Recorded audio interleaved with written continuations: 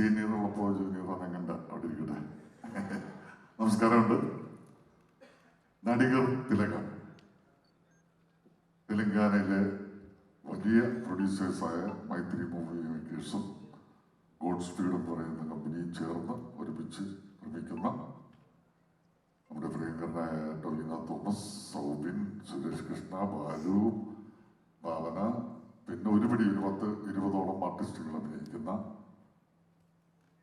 എൻ്റെ മകൻ ലാൽ ജോലി സംവിധാനം ചെയ്യുന്ന സിനിമയാണ് നടികർ തിലകം. അതിപ്പോൾ സിനിമാ പ്രേമികളായിട്ടുള്ള എല്ലാവർക്കും തന്നെ അറിയാവുന്ന കാര്യമാണ്.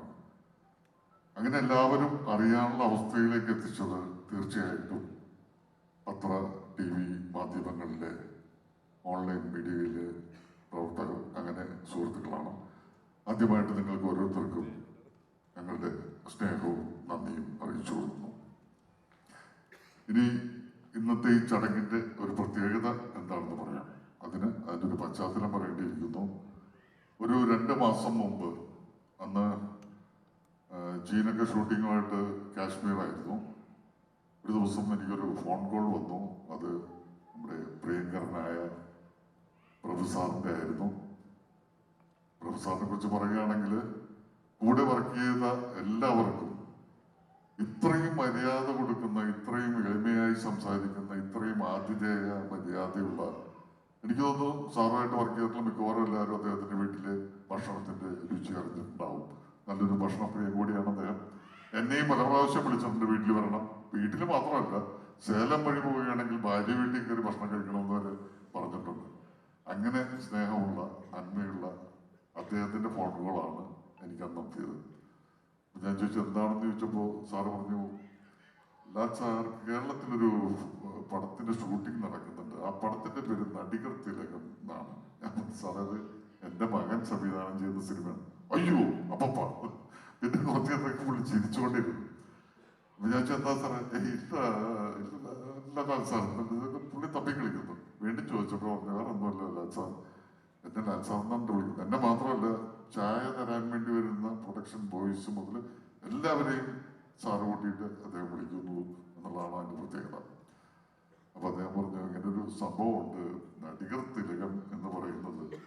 ആ പേര് ശിവാജി ഗണേശന് എല്ലാവരും ഒരു സെന്റിമെന്റലായിട്ട് കൊടുത്തിരിക്കുന്ന ഒരു പേരാണ്. അതിന് ഒരുപാട് വികാരങ്ങളുണ്ട് അതിനകത്ത്.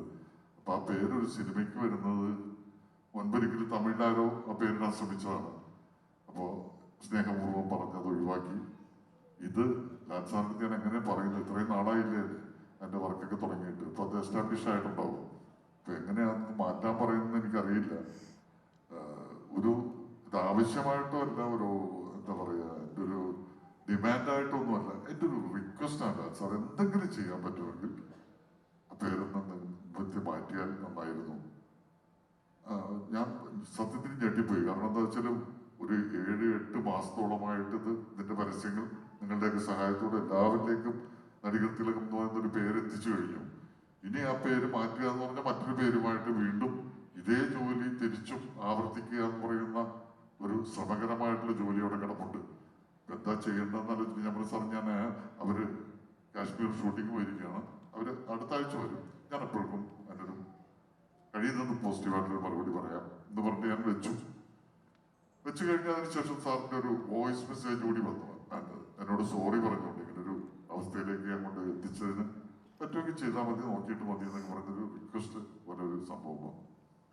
അപ്പൊ ഞാൻ കരുതി ഒരാഴ്ച കഴിഞ്ഞ് ഇവര് കാശ്മീരിൽ നിന്ന് വരുന്നവരെയും ഇതിനൊരു മറുപടി പറയാതെ വെയിറ്റ് ചെയ്യിക്കുന്ന ഒട്ടും ശരിയായിട്ടുള്ള കാര്യമല്ല എന്ന് കരുതി ഞാൻ അടുത്ത ദിവസം തന്നെ കാശ്മീരിലേക്ക് ഞാൻ പോയി. ഞാൻ പോകേണ്ടതാണ്, ഒരാഴ്ച കഴിഞ്ഞ് പോകേണ്ടതാണ്. പക്ഷെ അടുത്ത ദിവസം തന്നെ ഞാൻ കാശ്മീരിലേക്ക് ചെന്നു.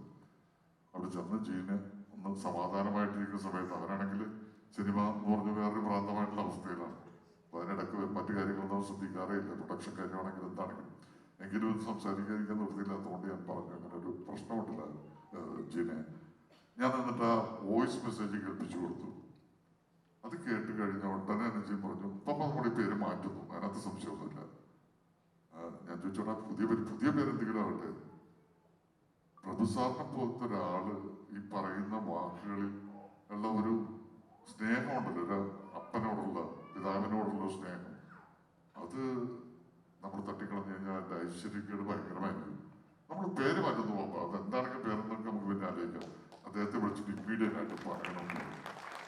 ഞാൻ അടുത്ത ദിവസം തന്നെ സാറിനെ വിളിച്ചു. സാറ് നമ്മൾ പേര് മാറ്റി സാറ്, കുഴപ്പമില്ല, എന്തെങ്കിലും ഒരു പേര് കണ്ടുപിടിച്ചിട്ട് മാറ്റിക്കോളാം, കുഴപ്പമില്ല.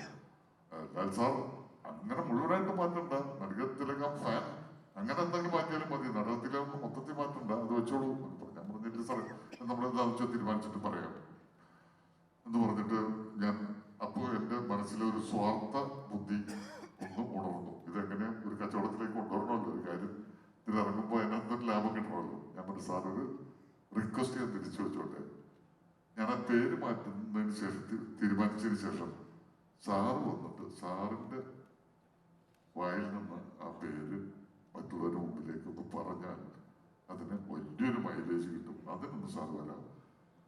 ഉടനെ സാർ പറഞ്ഞത് എന്തല്ല അല്ലെങ്കിൽ റിക്വസ്റ്റോ, ഇത് ഞാൻ പറയേണ്ടതല്ലേ, എൻ്റെ ആവശ്യമല്ലേ, ഞാൻ പറഞ്ഞിട്ടുള്ള അല്ല സാർ, ഇത് ഞങ്ങളുടെ ആവശ്യം തന്നെയാണ്, സാറ് വരണം.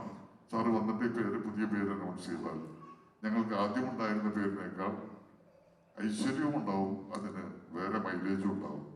തീർച്ചയായിട്ടും എപ്പോഴാണെന്ന് വെച്ചാൽ തീരുമാനിച്ചാൽ മതി, അന്ന് വന്നിട്ട് ഞാൻ ഈ പേര് മാറ്റി അനൗൺസ് ചെയ്തോളാം എന്ന് പറഞ്ഞതനുസരിച്ചിട്ടാണ് സാറ് എന്നിവിടെ വന്നിരിക്കുന്നത്. അപ്പോൾ ഇതിനൊരു പുനർനാമകരണം ചെയ്യുന്നു എന്ന് പറയുന്ന ഒരു പ്രത്യേകത കൂടി ഇന്നത്തെ ഈ ദിവസത്തിനുണ്ട്. അതാണ് ചടങ്ങ്. അപ്പോൾ എല്ലാവരോടും ഒരിക്കൽ കൂടി നന്ദി പറഞ്ഞുകൊണ്ട് അദ്ദേഹത്തിലേക്ക് കടക്കുന്നതിന് മുമ്പ് 2 വാക്ക് പറയാൻ ടൊവിനോയെ